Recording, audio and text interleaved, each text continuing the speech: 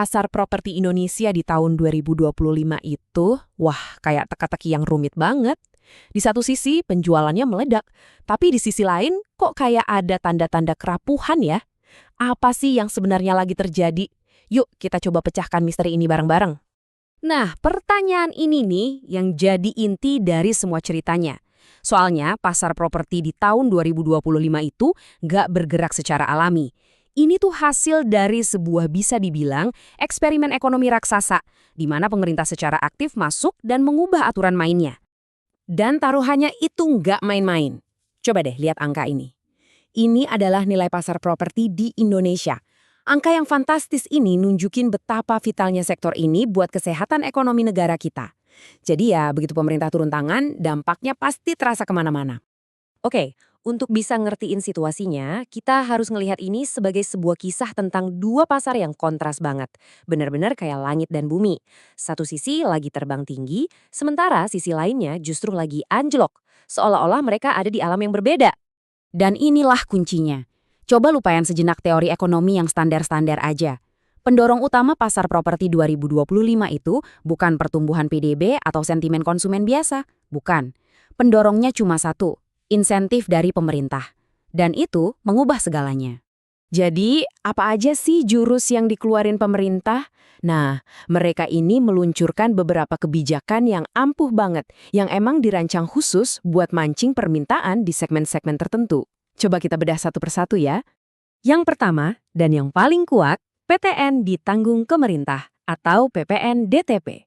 Anggap aja ini kayak bahan bakar roket buat rumah-rumah di bawah 2 miliar. Dengan PPN-nya dihilangin, pemerintah itu secara efektif ngasih diskon gede-gedean. Harga rumah jadi tiba-tiba jauh lebih masuk akal. Terus ada lagi kebijakan LTV 100%. Wah, ini terobosan besar, karena ini ngancurin hambatan utama buat banyak orang, uang muka. Dengan DP 0%, impian buat punya rumah sendiri yang tadinya cuma angan-angan, tiba-tiba jadi mungkin banget buat jutaan orang. Jadi siapa dong yang paling cepat nanggepin insentif ini? Datanya nunjukin dengan jelas banget. Hampir setengah dari lonjakan permintaan itu datangnya dari para pembeli rumah pertama. Mereka ini generasi muda, keluarga-keluarga baru, yang ngelihat ini sebagai kesempatan emas yang langka buat akhirnya punya tempat tinggal sendiri. Tapi ya, seperti biasa, kalau ada intervensi dari pemerintah, kebijakan ini nggak menguntungkan semua orang secara merata. Malah sebaliknya, kebijakan ini justru menciptakan polarisasi yang tajam. Ada yang menang besar, tapi ada juga yang tertinggal jauh di belakang. Dan perpecahan itu kelihatan paling jelas di sini. Lihat deh kontrasnya, jomplang banget. Di satu sisi, penjualan rumah tipe kecil meroket lebih dari 21%. Tapi di sisi lain, segmen rumah menengah malah ambruk, turun hampir 36%. Ini bukti nyata kalau pasar cuma bergerak di segmen yang dikasih bantuan aja. Kesenjangan ini juga menjalar ke sektor lain, properti, industri, dan logistik yang kebantu sama ledakan e-commerce lagi tumbuh subur banget. Ruko juga masih lumayan oke, tapi lihat deh apartemen. Yang biasanya sasarannya kelas menengah ke atas, pasarnya lesu. Bener-bener kayak pasar yang terbelah dua.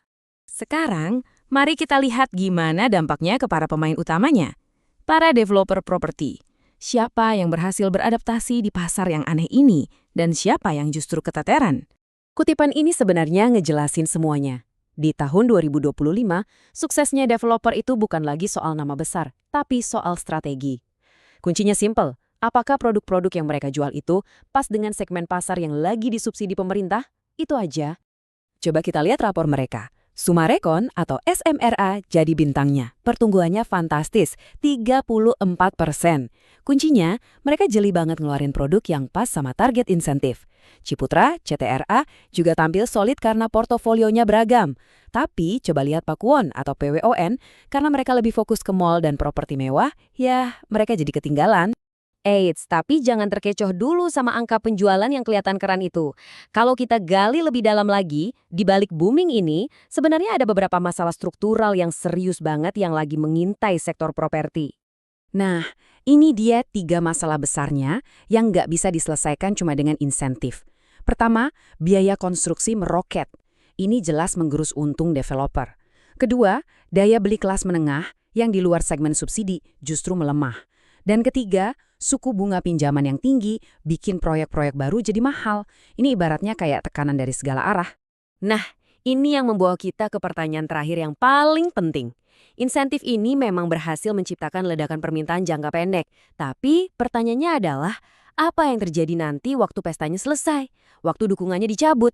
Apakah pasar ini lagi membangun fondasi yang kokoh? Atau kita cuma lagi menikmati euforia sesaat yang bakal lenyap begitu aja? Cuma waktu yang bisa menjawabnya. Melihat kira-kira bakal kayak gimana sih lanskapnya di tahun 2026, tentunya berdasarkan data dan analisis terkini. Jadi, pertanyaan utamanya kan ini. Di tengah semua perubahan yang terjadi, di mana sih sebenarnya letak peluang terbesarnya? Nah, itu dia yang akan kita jawab bareng-bareng. Oke, kita mulai dari gambaran besarnya dulu ya. Secara keseluruhan, pasar properti Indonesia itu diperkirakan bakal tumbuh dengan tingkat pertumbuhan tahunan majemuk atau CAGR sekitar 5-7%. Nah, angka ini penting, jadi ingat-ingat ya. Ini jadi patokan kita. Tapi, pertumbuhannya ini nggak merata di semua sektor. Kita lagi lihat pasar yang, ya, lagi dalam transisi besar-besaran. Era di mana pertumbuhan itu banyak didorong sama stimulus pemerintah, itu udah mulai lewat. Sekarang kita lihat ada pergeseran fundamental ke strategi yang lebih organik. Pengembang nggak lagi cuma nungguin insentif, tapi mereka proaktif pindah haluan ke konsep kayak Transit Oriented Development atau TOD buat memaksimalkan nilai lahan yang makin terbatas. Nah, kalau gitu siapa nih jagoannya? Sektor mana yang bakal jadi motor penggeraknya? Jawabannya ada dua, industri dan perumahan tapak. Yuk kita kupas satu persatu. Dan coba deh lihat angka ini. Wow, sektor industri dan logistik diperkirakan bakal jadi bintang utamanya dengan proyeksi CAGR yang gede banget, 8,80%. Angka ini jauh di atas sektor-sektor properti lainnya loh. Terus apa sih yang bikin ini semua terjadi? Nah, ternyata ada dua kekuatan besar di belakangnya. Pertama, ekspansi rantai pasokan baterai buat kendaraan listrik atau EV. Kedua, permintaan yang gak ada habisnya dari logistik e-commerce. Dan pusatnya di mana? Ya, di situ-situ lagi, koridor industri Bekasi dan Karawang. Oke, sekarang kita pindah ke mesin pertumbuhan kedua, rumah tapak. Tapi ceritanya di sini beda. Ini bukan lagi soal rumah mewah dan gede-gedean. Di 2026 kuncinya satu, keterjangkauan. Perbedaannya, wah jelas banget. Penjualan rumah tipe kecil itu meroket, tumbuh hampir 22%. Sementara itu, rumah tipe besar malah anjlok parah, lebih dari 35%. Ini bukan lagi sekedar tren biasa ya, ini benar-benar pergeseran besar di pasar. Ya, tapi nggak semuanya seindah itu.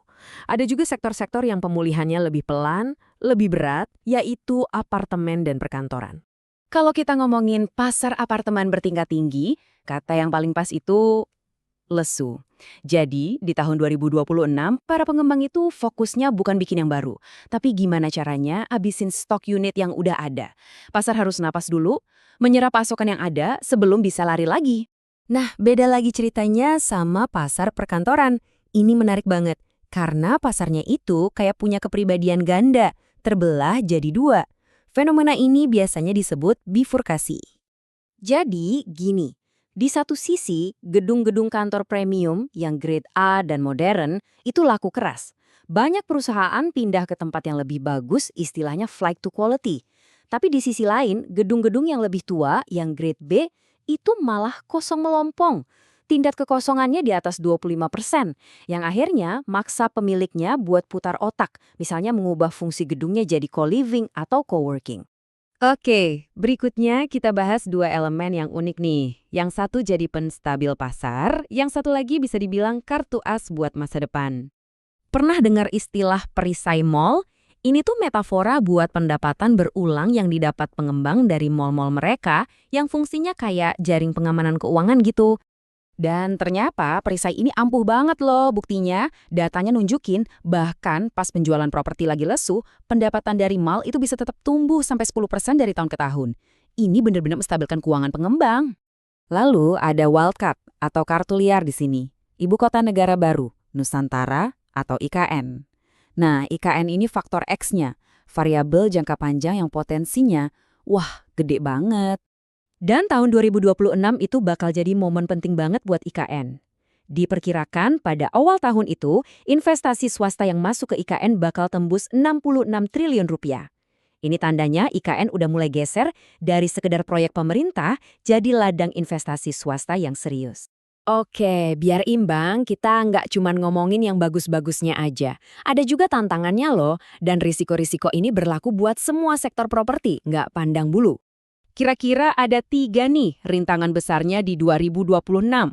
Pertama, biaya material konstruksi yang masih tinggi. Contohnya harga baja yang masih 35% lebih mahal dari sebelum pandemi. Kedua, pendanaan yang mahal.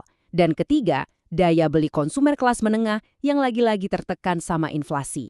Nah, soal pendanaan ini benar-benar jadi PR besar. Coba bayangin, bunga pinjaman konstruksi itu masih tinggi, sekitar 9–11%. Akibatnya apa? Pengembang jadi ngandelin banget kas internal mereka, sampai 78% dari total pembiayaan. Ini jelas bikin mereka susah buat ekspansi gede-gedean. Oke, kita udah lihat peluangnya, tantangannya, pergeserannya. Jadi intinya apa nih? Apa poin strategis yang paling penting buat kita pegang untuk tahun 2026? Jadi kalau mau dirangkum, ada 3 hal penting. Pertama, fokus ke pengembangan berorientasi transit atau TOD. Kedua, manfaatin pertumbuhan industri yang spesifik yang didorong sama EV dan e-commerce. Dan ketiga, sasar pasar rumah tapak yang ukurannya kecil dan harganya terjangkau. Disitulah pusat permainannya. Jadi, saat pasar properti Indonesia lagi berbenah diri kayak gini, dari semua tren yang udah kita bahas, mulai dari ledakan logistik, pergeseran ke rumah kecil, sampai kebangkitan IKN, tren mana nih yang bakal Anda pantau paling dekat? Coba deh direnungkan.